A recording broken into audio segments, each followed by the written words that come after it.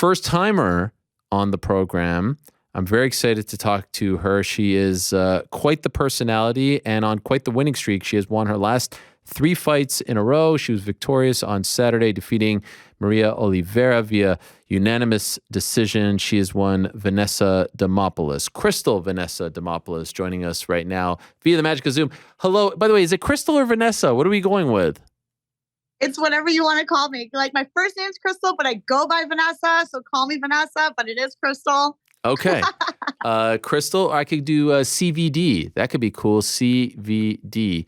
So good to have you on the show, by the way. And am I a man of my word or not? I did see you in Phoenix just a few weeks ago, and I said, all goes well. You're on the show. Here you are on the show. Yes. So tell the world, am I a man of my word? That was so awesome. I totally got to see you at the Jake Paul Anderson Silva fight during the media day. And I went up to you, and you had such a beautiful family with you, by the way. Thank you. And you definitely held true to your promise. You were like, win your fight and I'll see you on the show. And here we are. By the way, did you go to the fight? The Jake Paul Anderson Silva fight? I did. Did you enjoy it? Yeah. I loved it. Okay. It was awesome. I honestly thought that Anderson won the fight, but I could see how they gave it to Jake, I guess. Yeah, I know. It was a close one, especially, 8th round. But we don't need to talk about that. Let's talk about you. Tremendous win, 3 in a row for you now. How do you feel about what you did on Saturday? Very impressive, very dominant. What did you think? Yeah, I felt like that was just a perfect game plan and execution with my team. My coach, Santino DeFranco, was just right on top of everything. He was giving me such awesome advice right before I walked out there, in between the rounds. He really stayed steady and helped me to keep my mind in the right space so I could execute the game plan. Do you feel, now few fights in the UFC, winning streak in the UFC, this is like old hat for you, right? Like now you're at home, you're no longer a newcomer, right? Do you feel fully comfortable in the UFC in the octagon? Absolutely, I do. Yes. Even like the first time that I walked in there, I was like, wow, like this is where I belong. And now getting to solidify that, being undefeated in the strawweight division of the UFC, it's just amazing. It's amazing. So since going back down to strawweight, which I had a last minute opportunity and went up in my first fight, I haven't lost at strawweight thus far in the UFC. Do you regret that? I mean, now it feels like it was so long ago, but sometimes maybe in the moment it's like, first impression, that's not what I wanted. It wasn't my weight class. Didn't get the W. Now we see the real you. You're doing very well. But like at that point, were you regretting it that you took that fight on short notice in a different weight class? Not at all. Okay. Not at all. JJ was a super tough opponent, and I think that I showcased some really awesome skills. I toughed it out. It went all the way to the decision. I didn't get finished. It was only a 1 week's notice, and I was really proud of that entire performance, even though I didn't win. Okay, but strawweight is your home, obviously. The one thing is, I have to be honest, and I saw you talk about this in the post-fight presser. I mean, your personality, your energy at the Apex is such a waste. I mean, you could get the fans excited. Enough of this Apex nonsense, all right? We need to get you out there, right? We need to get you on a pay-per-view. We need to get you in crowds, big arenas, getting people hyped up, right? Do you agree with me? Let's go. Yes. Yeah, absolutely, man. Like, I mean, the Apex is cool, and like, I'm glad I got to get my feet wet there, but I'm ready for these bigger shows. I'm ready for these main cards. I'm ready for these pay-per-views. Like, I'm nipping at the heels over here. Like, put me in, coach. Put me in. I feel like a dog on a chain trying to get out there. And it's amazing. I love it. Like, are you guys not entertained? Yes. I want to have some fun. Give me a crowd. Oh, the crowd would love you. And you got a taste of it at UFC 270, and I'm sure that got you super amped. And then you go back to the Apex, like, it's like sitting in first class. Once you experience that, it's hard to go back to coach, right? Right. You know the vibe. I know the vibe. You know the vibe. Yeah, I'm very excited to be able to move forward. And now, being on a 3-fight win streak amongst these ladies, hopefully I've showcased enough. And we'll see what happens from here. I mean, I'm very grateful for where I am, no matter what. But yeah, put me in, coach. So I would love, and I know you've talked about this before, but you have such an interesting backstory, if you don't mind. This is our first time speaking.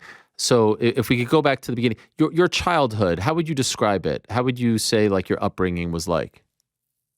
I'd say I was a very aggressive child. I got into a lot of fights in school. I was raised by my grandparents, and I think I kind of, I don't know, had some trying times, I would say, growing up. Why were you raised by your grandparents? My mom was an entertainer and my dad was a DJ in the exotic entertainment industry. So, yeah, mom was a stripper. Dad was a DJ at the strip club. Let's just say it wasn't the prettiest of scenes for them. And so they had me and I was raised by my grandparents. I turned 18. I started dancing myself, became a stripper and just got to retire actually a year ago now. Wow. Thanks to the UFC, which is awesome. And did you have a relationship with your parents as you were growing up? Okay. Yeah, they were my best friends. Yeah. But I loved my dad so much. He's no longer with us. Loved my dad. Super cool with my mom. Great relationship with them. But they just, I guess, wouldn't be like parent material. Got it. And did you have siblings? Yeah, I have a sister who's a year and a half younger than me and a brother who's like 7 years younger than us. And did they also grow up with your grandparents? Yeah, all of us did. Yeah. Okay. And how old were you when you realized what they did for a living? I'd say very young. Yeah. Like my parents were super transparent about everything. Like they didn't really hide a lot. And I don't think that they could hide things if they wanted to. So I was exposed to maybe a little bit more than I should have been at a super young age. But I think that it also kind of helped to like shape me as I am with how like honest and transparent I am as well. You know, Okay. I'm very upfront. I'm very like who I am. Like I am what you get, you know, like this is me. And they gave me a lot of confidence in that because it didn't matter like what the situations were that they were experiencing or that I was going through. I knew that I was loved for exactly as I was, no matter what. So it gave me a lot of confidence to be able to be everything that I am. And when you say that even if they wanted to hide it, they couldn't, why do you think that is? Well, I think that like when you just live like that type of a lifestyle, you know, like sex, drugs, and rock and roll, like it's Was it that? that's who Was you it really are. like that? Was Yeah. it like that intense? Yeah, it was. Wow. It really was. Yeah, it really was. A lot of partying, you know, a lot of people over at the house all the time, you know, like loud music constantly. Yeah, it really was that. And how did they meet? At the club. Oh, Yeah, wow. my mom was an entertainer and my dad was a DJ at the club. Okay, Yeah. wow. That is how that is and you said when you were 18, that's when you got into dancing as well. And by the way, can I ask maybe a stupid question? I apologize. But is there a difference between entertainer, dancer, stripper? You mentioned stripper. Like, is there a difference or is it just a different way to say the same thing? It's a different way to say the same thing. Okay. So exotic entertainer is like the most polite way to say it, the most polite professional way to say it. A dancer is another way, but then everyone's like, oh, so what kind of dancer were you? Got it. Well, I was a stripper, Got you it. know? Yeah. And you But got I was also like very, very experienced with the pole dancing. I Right. was like an aerialist, which if you could say that. Yeah. So it was like a passion of mine. It was super athletic and artistic. Who taught you that? I was self-taught. No way. Wow. Yeah, So did you have a pole at your house? I do. I have one now. Okay. I got my pole after I retired because I was like, I still love pole dancing. I just don't want to be in the clubs anymore. Sure. But how did you teach yourself? By going to work every day. So I honestly, I would try the craziest tricks on like a Saturday night when the clubs were totally full and I'm at the top of the pole doing the craziest things and hoping I don't slip and fall and die. Oh my God. So that was pretty cool. Did you ever fall? Yeah. You fall one time because you either learn or you don't make it. So I did Respect. fall one time. What did it hurt? Yeah. Like hell. I had the worst concussion I think I probably ever had falling off the pole. Really? You fell on your head? Yeah, I fell straight down. It was almost 2 stories. Oh my Yeah. gosh. And were you out cold? I instantly woke up and ran, and then I like had like this giant bag of ice on my head, and I like fell asleep on the bag of ice. Oh my So like gosh. that's how I knew that I was badly concussed. So worse than Yeah. anything you ever felt in fighting? Yeah, for Oh my sure. gosh. See? A lot of respect. Now you said you got into it at age 18. Why did you decide to do that at 18?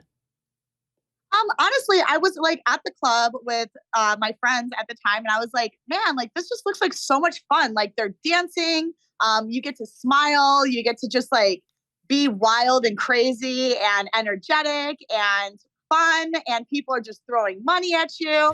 So for me, it just looked like the most like positively reinforcing atmosphere. And I was like, this looks like a good time. I'm going to do this. So I started dancing, and my dad, when I told my family about it, my dad was like, man, I wish you wouldn't, but if you're going to, here's how you become a professional. Here's how you do it the right way and don't make the same mistakes that we made. So my dad really taught me like how to hustle and make money in the industry. And then from there, I actually wrote a book about it. So that was kind of cool too. Wow. And if I can ask, like, what were some of the do's and don'ts that he told you? Well, when I first started, he was like, think of a list of things that you would never do for money and don't do them. Huh. And then that way, at the end of your career, you can actually look at yourself in the mirror and be proud of what you've become. Wow. And it's true. Yeah. So I never compromised my morals and values amongst the industry. And I was dancing for like 13 years. Wow. And when did you write the book? I wrote the book, I don't know, a long time ago, like back in like 2016 or something of that nature. And yeah. What is the book called? It's called Stripper Bible. Wow. So it's a how-to for the exotic entertainers. Because like my dad helped me, but like girls don't help each other in that atmosphere. Like it's a shark tank, you know, like everyone's just trying to bury the other person. So I wrote the book so I could help other girls that actually wanted to learn how to make money without compromising their values. And is it on Amazon? Like, could I buy it today if I want to? Where can people get it? Yeah, you can get it on my Shopify. That's in the link in my bio. That's tremendous. And did you sell a lot of copies? I did. I usually sell them to clubs, and like they buy them in bulk and then they give them to the new girls that are starting. Wow. So like you wrote the Bible, legit. I wrote the Bible for strippers. Oh my gosh. And it's like all just it's not so much like a biography. It's just, you know, like a do's and don'ts. Yeah. This is how to be an exotic entertainer. And yes. why did you do that? I wrote the how-to. Why did you why did you feel compelled to do that? I feel like, you know, like I would never tell somebody to go and be an entertainer ever. Like I don't condone, like I'm not going to be like, hey, go do this. But so many girls do, you know, it's one of like the oldest industries in the entire world. And I feel like if they're going to do this, like at least have your head on your shoulders, you know, like do it the right way. And like I said, I got to look at myself in the mirror at the end of the day and just have pride in who I am as a person. And I want to be able to give that gift forward to other girls as well. And so you did it for 13 years, as you said, in one city, one place, or did you move around? No, I was countrywide. Yeah, wow. Everywhere from like New York to Miami.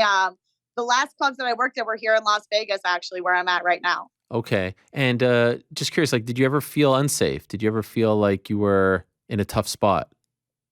No, there's bouncers there. Okay. We're really secure in the atmospheres, especially if you're working at the right clubs. So ultimately, how did you get into MMA? So there was actually a manager at one of the clubs I was working at in Columbus, Ohio. And he was like, you know, if you put half that skill that you put towards the pole, towards something like fighting, you might do something with your life. And I was like, well, teach me how to fight. And he's like, you know, people go to the gym to get away from people like you. And I was like, if you teach me how to fight, I promise I'll behave and I'll listen. I'll be respectful. And he did. He became my first MMA coach for like 5 years. No way. The bouncer? Yeah, he was the manager at the club. Oh, manager, excuse me. He would manage me at night and then coach me during the daytime. Wow. And so you had no background in any of this? No, none. I didn't even know like what like MMA fighting was. Like I got into a lot of fights in school. I actually got kicked out of 4 schools in 1 calendar year. Why? Mainly for fighting. Why? Why were you fighting so much? I'm just an angry child. Why were you so angry? So much rage. I don't know. And was it just like was it mainly girl fights or were you fighting guys too? No, I could only fight guys. What? I wasn't allowed to hit girls. What do you mean you weren't allowed to hit girls? You were allowed to hit guys? Who would say you're not allowed to hit girls, but you can hit the guys? My grandmother told me to never hit a girl. Oh my God. She didn't want to get sued. I was very strong. I like played football in school. Like I wanted to wrestle, but the school wouldn't let me wrestle. Like tackle football? I was always like a tough kid. Were you playing tackle football? Yeah, with the guys. Jesus. Yeah. And who are the guys punching you? Well, I usually start the fights. Ah, So, but then like, they're not going to just like take a hit. So then I'd get hit back and some fights I'd win, some fights I'd lose. And yeah, it was kind of crazy. did you ever get seriously hurt? No, not in school. No, Okay. not street fighting. So you start to train, and I'm sure like your agility, your mobility, all that stuff comes into play, right? The stuff that you learn from dancing comes into play, especially on the ground. Everything. When you start to think like, wow, I could actually do this for a living. Like this is something that I want to do. I will tell you, I still to this day remember the very first day that I ever trained. And it was so difficult. I almost passed out like 4 times. And I told myself, like, you know what? This is either going to be one of those things that you look back on and say, I could have done it. Like, or you take this seriously and you knuckle down and you make this happen, or you never do this again. It was Wow. so hard. It was so hard. I was like, this is really dumb. I don't want to do this. So I took it serious right away. And so why'd you keep Yeah. going? Like why didn't you say, nah, forget about this?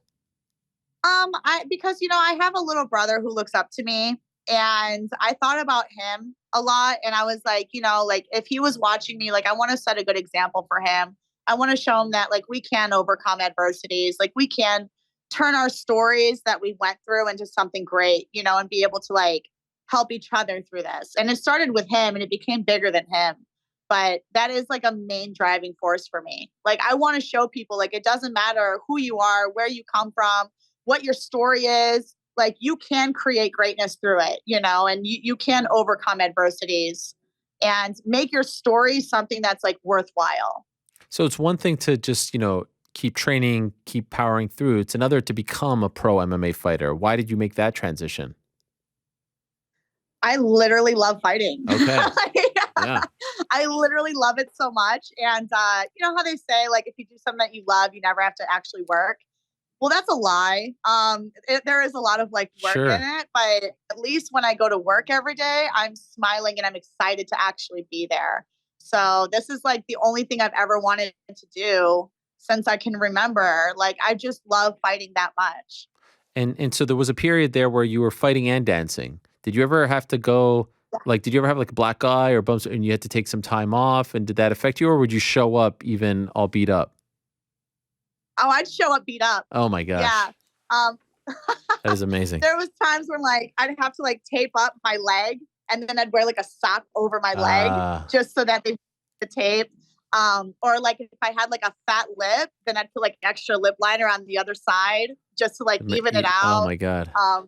If I had like one time, oh my gosh, I remember one of the fights I had so many stitches on my eyes right here Oh my. that I could only put makeup in so many places. So I wore glasses, like reading glasses Yeah. with thick frames to kind of like cover the stitches. Like I got really creative with Wow. my makeup skills. Yeah. And so when did you retire? A year ago. I retired December of last year. So it's literally been a year that I've been retired So now. there was a period where you were in the UFC and still dancing. Yes, yes. Up until the end of my camp to my second UFC fight. Okay. Did anyone recognize you? Unfortunately, yeah. Oh Like my.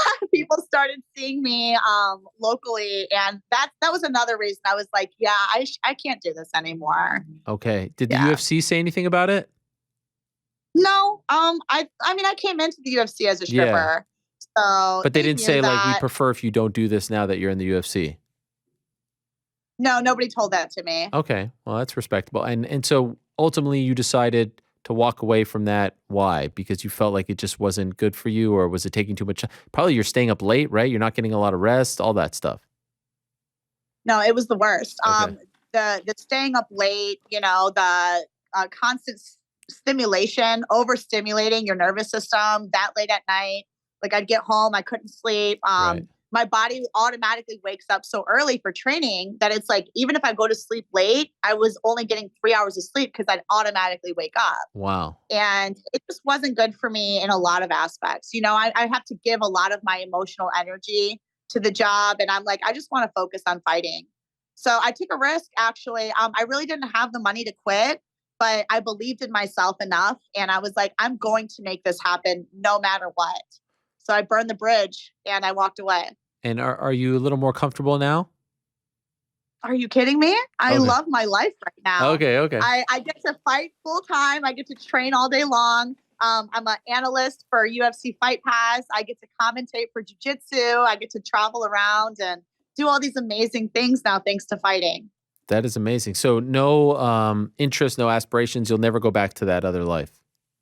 No aspirations whatsoever. Okay. None. Yeah. In fact, even on the way to this fight on Saturday, we had to go past the club that I used to work at Oh to my gosh. get there from the New York, over to the Apex. And I didn't even want to look at it. And it's not because like they served me really well in the time that I was there, but I didn't want that energy. Got it. I'm like that life is so far behind me. Yeah. Do you get annoyed? Like I asked you a bunch of questions today. Does that bother you? Would you rather people not know that side of you? No, not at all. I love it. I think that it's something that does need to be talked about. And I mean, what an interesting topic. Yeah, it's I tremendous. think the world is very curious and I don't mind talking about it. But I think it's also really cool that I get to talk about it as my past.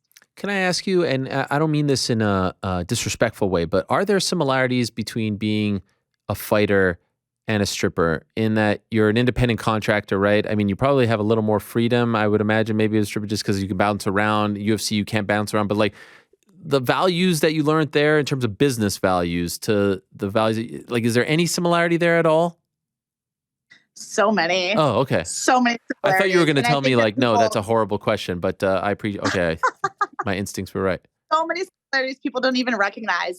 Being an entertainer, like we are in a fight sport, and that's just like one aspect of what we do. Like you got to be on top of the world, and entertainment is the name of the game when it comes to the UFC. Also, being able to like pay people, like it's a dream of mine to be able to like pay people enough that one day like I am the business and I get to like support other people off of the work that I get to do. And as a dancer, like we have to tip everyone out at the end of the night. Like I love paying my coaches. I love paying my managers. Like I love paying people that get to help me on this journey, and like even being an athlete, like as an entertainer, I had to dance so much and it was such a physically demanding job. Same as fighting. Yeah. Like I trained so much. Like 15 minutes inside the octagon is just a blip of what the world gets to see. But it's constant movement all the time. And I'm so acclimated to that thanks to my job as an entertainer, where I was dancing for 6 to 8 hours a night, constant movement. Yeah. So it's like dancing helped me so much so as a fighter that people don't even recognize. By the way, at the end of the night, entertainers have to tip people? Absolutely, we do. Yeah, Who are we're you independent tipping? contractors. We tip the DJs, we tip wow. the bartenders, we tip the floormen. I tip out girls who have helped me, who like pull me over to different customers. Right.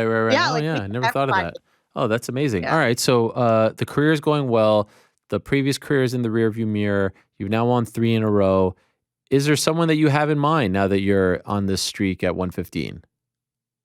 I don't have anybody particular in mind. Okay, no problem. I kind of let my manager do his job because he does a better job than I do. So yeah. I just didn't trust know my if you were team. watching and be like, I'd love to test myself against that person. I think that person could give me, this, anything like that. Yeah, nobody to call out right now. All right, no problem. No problem. You're too respectful. You're too nice to do that, and I appreciate that very much.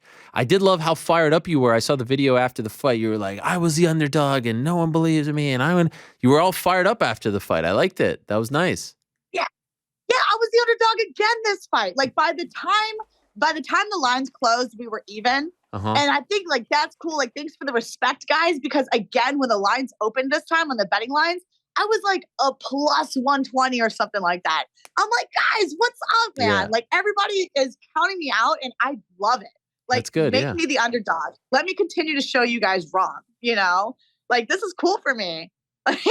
That's fine. I love it. It's good. Keep sneaking up on people. Keep getting those wins. By the way, who's better at catching you, Rogan or Bisping?